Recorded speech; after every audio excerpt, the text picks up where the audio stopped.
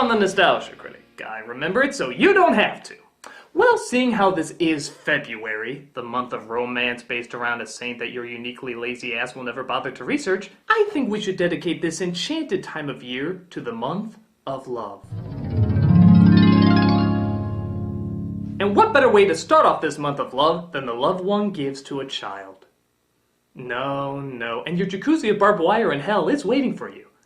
I'm talking about the love from parent to child as demonstrated in The Odd Life of Timothy Green.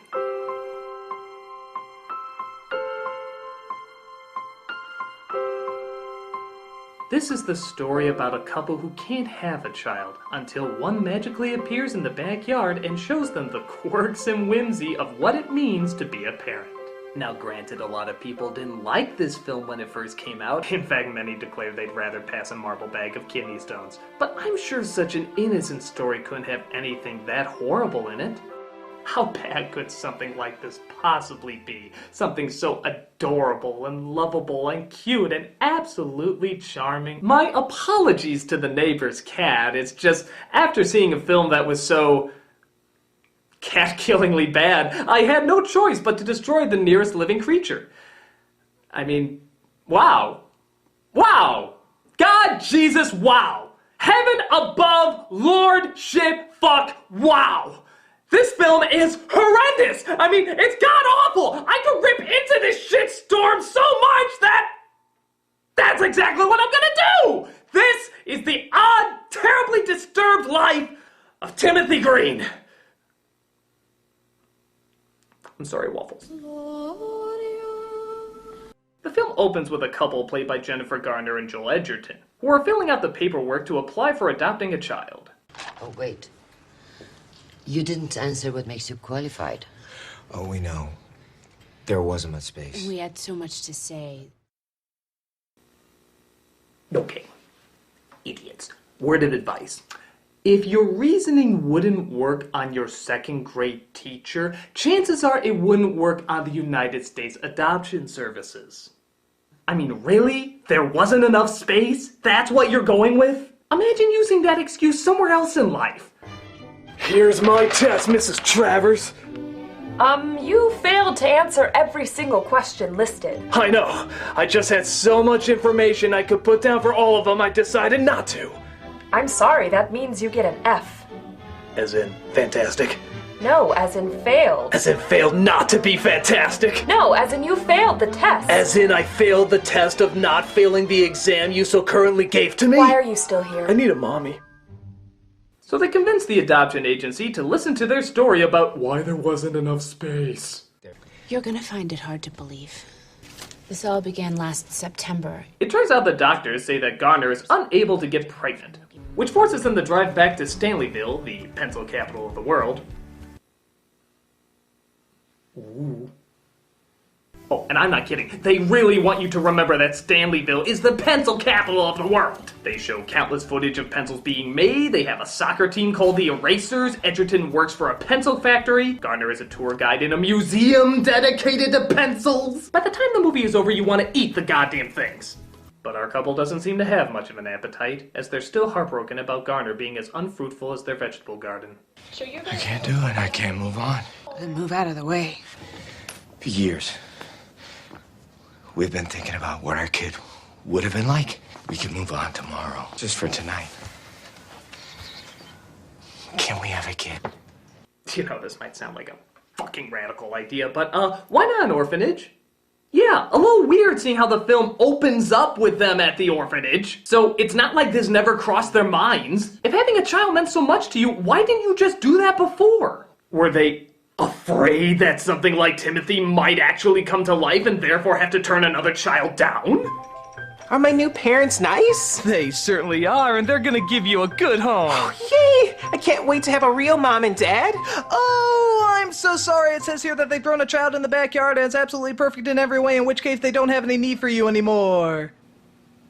No need? None. I'm sorry. I know it's the third time this month. Man, fuck this shit. I'm 18, I'm still not adopted. But they decide to fantasize for just one night, and thus, the Build-A-Kid workshop is open. Would our kid be musical? Our kid would rock. Love and be loved. How great an athlete are you picturing? You were terrible at soccer. Our kid, amazing kid, got to score the winning goal.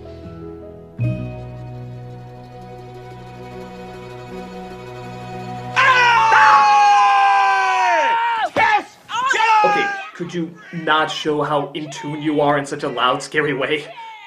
So they put their drawings of butt vaginas in a box and buried in the backyard, convinced they can now move on with their lives. But then...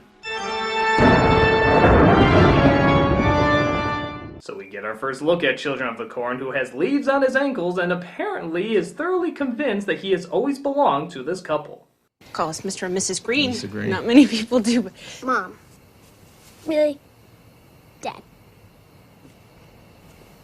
So, of course, they have to fill out a report or go to the police or put out posters saying missing child. Is he for us? I'm getting that feeling. Kidnapping works too. I'm always shocked how many people don't consider that option. I mean, when you look past the whole illegal and emotionally scarring thing, it's actually pretty logical. You know, you can turn them into the authorities, guys. It's not like E.T.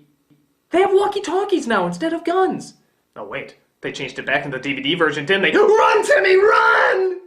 So Garner's sister shows up the next day, and our new parents try to explain the appearance of our little friend.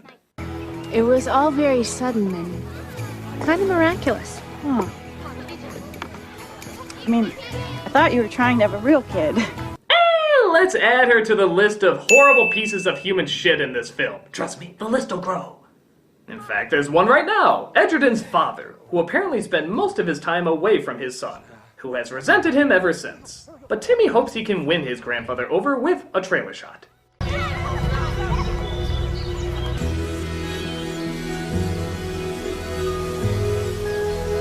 Ah, yes, he must be doing this because he's a plant and therefore basking when the sun comes out. Except for the fact that the sun was clearly out several other times before, but the cameraman wasn't ready for his 360 shot yet. His grandfather acts accordingly. Oh! What did you say to your father after he bunked the boy with leaves in the head? Complicated. I didn't say anything. Really? And yes, the adoption agency is still listening to the story and allowing them to continue. Because if I ran an adoption agency, I'd say to myself, yeah, this is worth my valuable time, not turning these people away and instead looking for parents who don't think the Cabbage Patch Kids are based on a true story. I'd listen to. I can only imagine what that guy's writing down on his notepad the whole time. We're all working hard, I know. Oh, thank God, we almost took the focus of this movie away from pencils. Worst case scenario, my aunt and my father will have no choice but to close the factory. But Edgerton is called away from the pencil pushers as it appears Timmy has been beaten up at school. This kind of thing happened to me when I was your age. Yeah. And all I wanted was for my dad to have my back. And he didn't. Bottom line, as long as you come out of this with a healthy hatred of your grandfather, I'll consider myself a good father. But, oh, it turns out the father of those bullies is actually his boss. Wah, wah. Kid ratted my boys out. Are you really gonna fight all his battles for him? You think that's wise? Why can't you be like me and let my kids get away with murder? Next Saturday, we're having a birthday party pool bash, and we'd love it if Timothy would come. Yes! Oh, please, don't tell me. You took him back to the house of the boys who bullied him? He really wanted to go. So you let him decide what was best? I thought it was time he learned to fight his own battles. We just forgot to ask if he could swim. And you're probably starting to see what the main problem with this movie is. Not the fact that they're telling a story that nobody not kicked by a horse could believe, or that they live in a town with more inbred jerks than a TLC show. Oh, don't get me wrong, those are great things to hate. But the parenting in this movie is awful. I mean, really, really awful. They're trying to tell this story to show how much they've learned, but all we ever see is them constantly acknowledge that they always make the wrong choices. How is that going to win him over? We were going to have the talk that we didn't really know how to have. That was the plan, the talk. And here's another little annoying tidbit they do a lot in this movie. The couple completes their sentences a little too often. Everything had changed. And there he was, leaves and all. It didn't matter where he came from. He was ours. Yeah, we were his. We were a family. We were a family. And when I say a little too often, I mean all the fucking time. How do you tell your child something's not possible? That it can't be done. When they believe in you like that. Well, we didn't want to disappoint him. No, we got busy. I'm sure, again, this is to show how in tune they are, but it's pretty obnoxious. I mean, they just never stop doing it. I loved once to see a couple complete each other's sentences without getting right what the other was going to say. It didn't matter where he came from. He was ours. We were his. We were a family. It was the greatest day since he discovered Viagra. That wasn't what... A penis should look like, until he started taking it. Maybe if you let me finish. He would say all the time, but nothing ever came out. I don't think we should talk about this. Without visuals. Jesus Christ! He would cry every night until I showed him the online ads. Damn it, honey, this is already hard enough! What's the name of the brand we got? This is... Why we can't have children. Can we just go back to talking about the child that we grew in the backyard? I think we are winning over much better with that. Right? What's with the straight face? Oh, and just to make things better, let's throw prepubescent lust into the mix.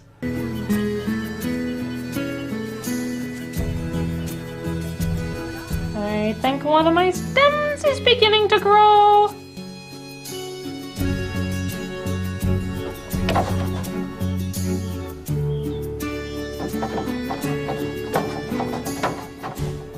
I'm guessing that's the mating dance of mulch. Timmy seems to stay underwater for a while, and since the world's greatest parents are nowhere to be found, the girl dives in after him, ultimately discovering Timmy's little secret. Nobody touches the leaves, bitch! You saw right, folks. Sweet innocent Timmy kicked a girl he has a crush on right dab in the schnauzer. Sheesh, kid, when they said fight your own battles, they didn't mean underwater flash kicks.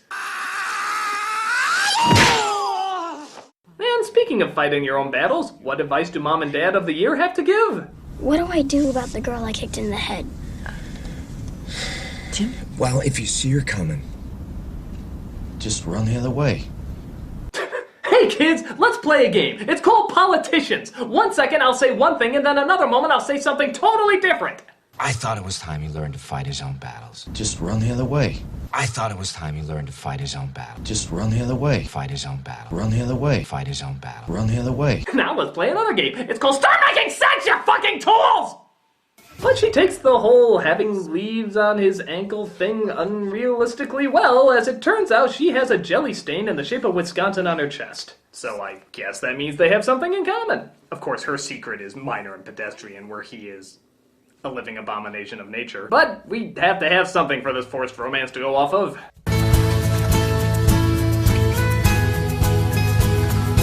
Look out your window. You told him to run the other way when you saw her, and he's not running.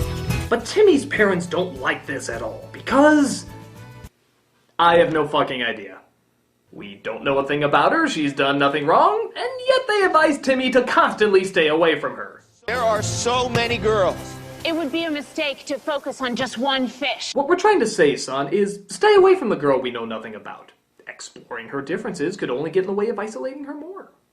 Ugh, this movie's too hard to watch, and I need a break. We'll be right back after these people try to sell you something.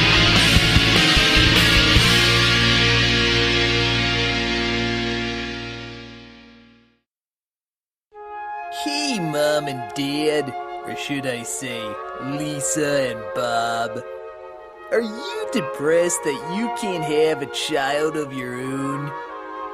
Are you sad that the miracle of childbirth will never take place in your life?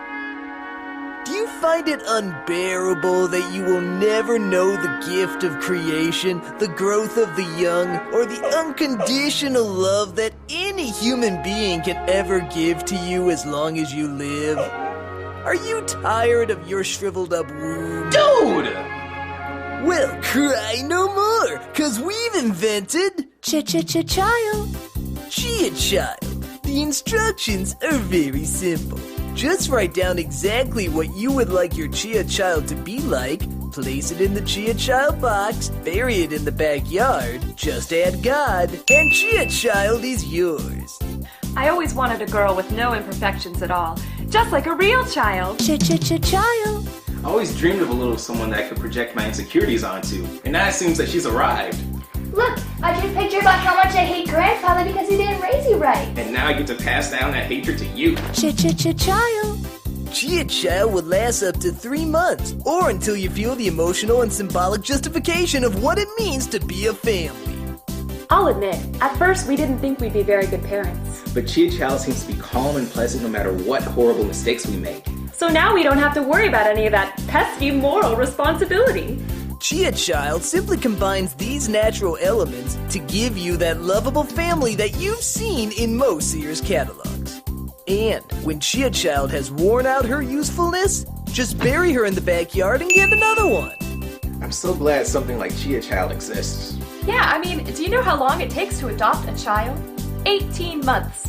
Hell, I can get a gun in a week. Now make me a sandwich. Man, we're nuts. Chia Child, the child that grows when your parenting blows. Available in Daughter Lily and Sunflower.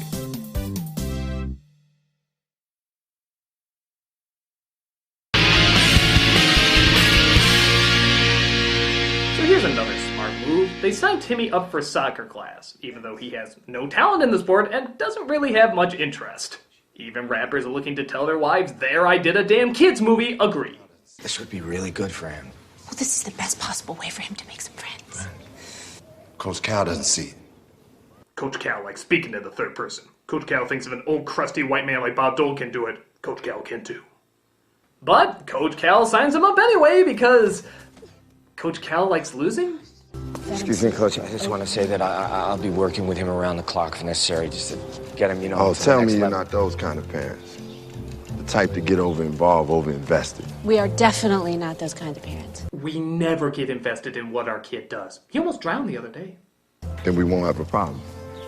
Well, this is all fine and good, but can we find some way to bring this back to pencils? That Halloween, your mom went as a pencil. It feels to me that with a pencil, anything is possible. That is so true. Yes! Pencils are lead-filled goddesses of the universe, and don't you forget it! To think that we may not be making these anymore. Why not make a new kind of pencil? Didn't you hear? The pencil is already perfect! To redesign it will be to redesign Avalon. So they decide to make a new pencil, one made entirely out of leaves. Yeah, I know, I call bullshit too. But not as much bullshit as this scene, where Garner takes Timmy to her work, and her boss, played by Diane Wiest, is not thrilled about her new portrait. Little man, what do you think of that? Not much. I would have done it for free. You suggesting you could do it better? I can try. Let's find out. He is only 10 years Don't old. you have somewhere to be? Of course I do, but Shoo. okay. Just leave me in a room alone with your son, who I've only known for a few minutes, and yet I am instantly forcing a challenge onto. So, of course, Timmy naturally draws her.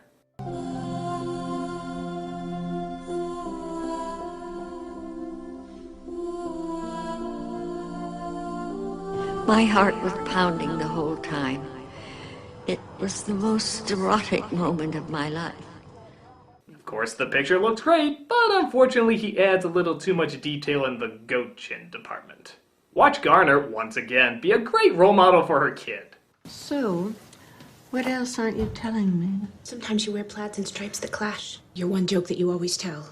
It's not funny. I have tried so hard to like you, but if someone asked me to be a pallbearer at your funeral, I would tell them, not by the hair of my chinny chin chin. And furthermore, Cindy lost her job. I lost my job. Oh, that's fine. I mean, at least you still have the other job that we've been discussing the last hour and a half is going to go out of business and most likely leave you financially stranded. He didn't know what he was doing with the girl. So Cindy did what she thought was best. Oh, this can only make you look better. We need to talk. Hey, let's talk. I don't think that you're the best influence on my son. And I want you to tell me what you know about him. What did she do? Lady, last I checked, your kid nailed her in the fucking head. Who's a bad influence on who? Well, it's a hard hard world to be different in. And I don't want him to be hurt by you or anyone. I won't let it happen. I see the way you pay attention to him and show concern in his life. I think it's sick. So she finds out they were building a little hideout for each other and that the girl she had no reason to hate, surprise, she has no reason to hate. So maybe this will teach her not to be so hasty with her decisions, even with her contrived, unrealistically nasty sister. Did you know Timothy is gifted? How so? He always finds a bright side. Well, that'll get you into college. He's a great artist. Well, look where that got you. I have to say, I am... But I'm listening. I'm just checking to see if my name's replaced the C word yet. He's musical. Really? Yeah.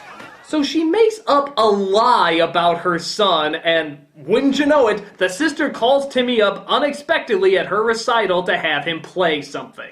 Sit back and enjoy the musical stylings of Timothy Green. You know what? We're running late. No, Mom, it's okay. You know what? It's fine, Mom. Okay, for the record, just because you make one the spawn of Satan doesn't make the other one a good human being. So, how will Timmy get out of this one?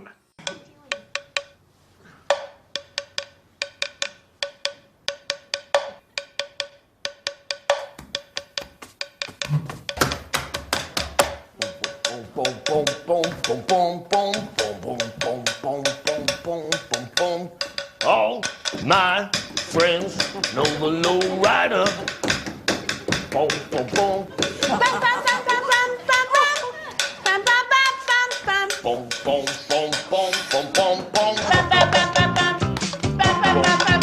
You know, I remember when I paid good money to hear Josh Groban and his wonderful angelic voice, but spur of the moment, just whimsical magic, he bent over backwards and started tooting a horn out of his butt cheeks. It was butterflies in your stomach awkward and sounded horrendous, but at least he was having fun?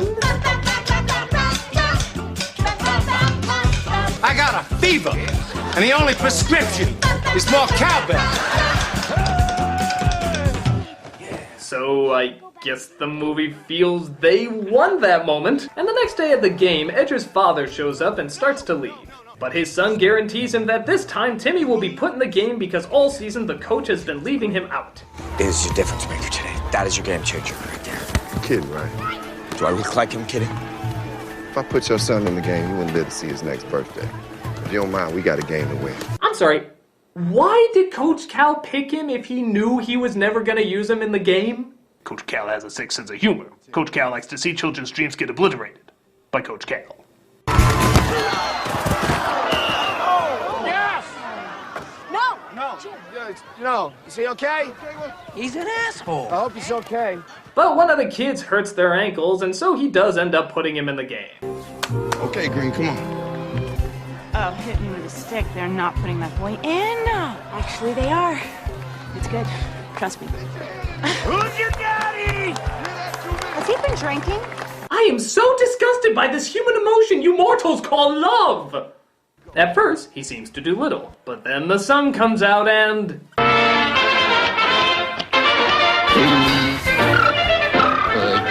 Special delivery. Just like we practiced. I don't believe it. Oh, believe it, sister. For years I've been listening to how perfect your kids are. Oh, look at that. That kid is mine. I could have been like that because I had skills, but no. Oh, that's what it's all about. Our kid accomplishing goals set by other people's standards. And look, he even makes the winning shot for the other team. Yeah, that's right. You thought that cliche died with the 90s, but nope, Disney brought it back. Do you get it, though? Do you get it? In the opening, they predicted that their boy would shoot the winning shot. It just happened to be for the other team. Oh, you should have been more specific on your boy growing cards. Stop. Your time's up. You have to let us finish. You have to hear the whole thing. You Listen, have to. Excuse me, with all due respect, we're not leaving.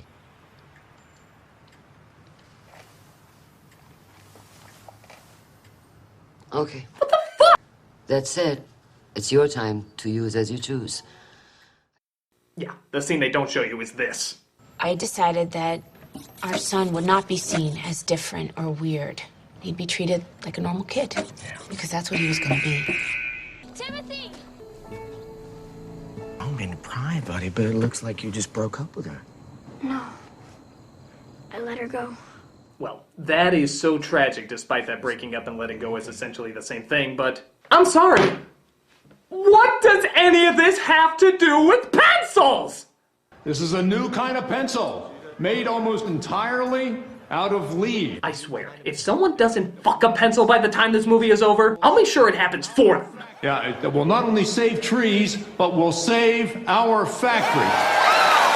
But it turns out the boss, the one drinking the great big boss mug, you see, he's the boss in case you forgot, he's the boss, is taking credit for creating the leaf pencil.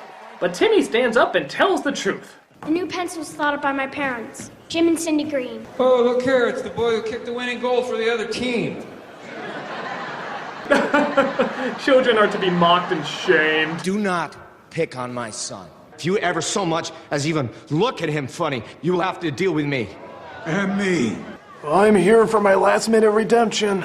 How did you come up with this idea to make a pencil out of leaves? Because I have leaves in my legs. So they reveal that they must have come up with the idea to make a pencil out of leaves because, well, it's probably made out of half of his kin. I used to have more.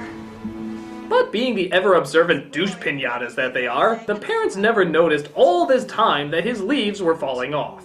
And he finally reveals that when the leaves go, so does he. Sweetie, you can't. There is so much that we have left to do. We're just starting to get good at this. You're ready. You were always ready. Lick my dick, movie! They're as ready to start a family as a goddamn suicide club!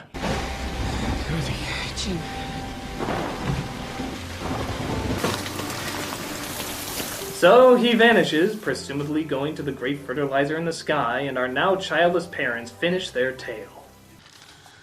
Thank you. I think that's all we'll need. That's it? Thank you. I'm going to call the phone service and get the mental ward on speed dial. So, if you worked for an adoption agency and heard a story that was so bizarre that even Rod Serling would start chewing his balls off in the middle of it, also taking into account that the parents have done nothing but proven how incompetently unprepared they are to take care of a human being, would you allow them to have a child in their custody? Of course you would! I'm surprised they didn't give him 6, 10, hell, half of the orphanage to look after. Yeah, I believe it. I fucking believe it. Wow. Just wow. You know, let's assume just for a moment that this story that would have gotten tons of media coverage didn't make it to the attention of the adoption agency, and they did the research and found that it checked out. The reason that these two should not be allowed to have a child is explained in one scene shown earlier. What would you do differently? We'd make better mistakes. Better? Different. Not the same. New. New mistakes. That's what we do. Isn't that how you know you're a parent? So, your argument is you fucked up, you're glad you fucked up, and you will continue to fuck up in new and spectacular ways. No! No! You make mistakes so you can learn from them, not so you can make more mistakes! Are you fucking high? Sure, everybody messes up. It's gonna happen, but it happens so you can get better and make the right choices. These two never got better at what they did. If anything, they just got worse and worse. Why? Because they never learned that you're supposed to learn. You want to know one of the most important things you can do for your kid that these parents almost never did throughout this entire film? Ask your kid questions. Think about it. They almost never did it. Right down to, where did he come from? What do you know? Say, you seem to know a lot about this stuff, but seem very mysterious about it. Would you mind telling us that? What are your likes? What are your dislikes? Fuck it. We're signing you up for soccer. Do you play any instruments? Fuck it. Go up there and play something. Who's that girl? I don't care. Stay away from her. It's why they never knew anything. Well, I can tell you that I know something for sure. This movie is a cock salad. I feel bad because I know the actors are trying. Hell, the kid is actually even pretty good in it. But I'm sorry, no amount of acting skill can save something this horribly put together. It knows what it wants to say, but it has no idea how to say it correctly. It's a bad vegetable that should be turned in for better produce. I mean, hey, everybody should get a practice kid before they get a real kid to try out on. Well, maybe not everyone, just these sick, selfish idiots! I'm the nostalgia critic, guy, remember? So you don't have to. Keep your cats away from me!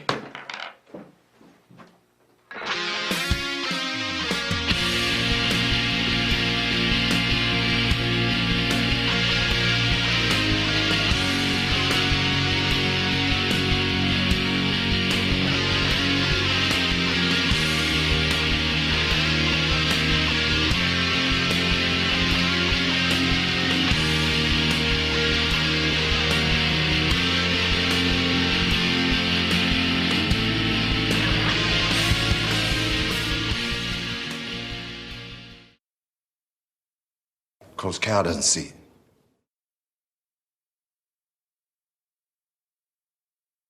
Hey guys, Nostalgia Critic here. It's good to be back, especially after being in that surreal plot hole. I mean, true, the accommodations could be nice, but it does weird things to your memory. Like there was one point where I didn't even recognize myself, and I even started going crazy reviewing all my old stuff like Kick-Assia, Suburban Nights, and To Boldly Flee. There was even a strange moment where I thought they were not good, and even started making fun of them. And because you probably love to see me make an ass of myself, it's now available on DVD. For a limited time only, you can get Nostalgia Critic Reloaded. But it not only has a review of the anniversary films by yours truly, it also has a live review of Twilight Breaking Dawn 2, other characters remembering the Nostalgia Critic in fond and mostly non-fond ways, the best Nostalgia Critic moments that never happened, featuring Ego Raptor, a look at the original locations and sets of the Nostalgia Critic, and more. So what are you waiting for? Get Nostalgia Critic Reloaded on DVD while they're still in stock. And maybe you can see me, loaded.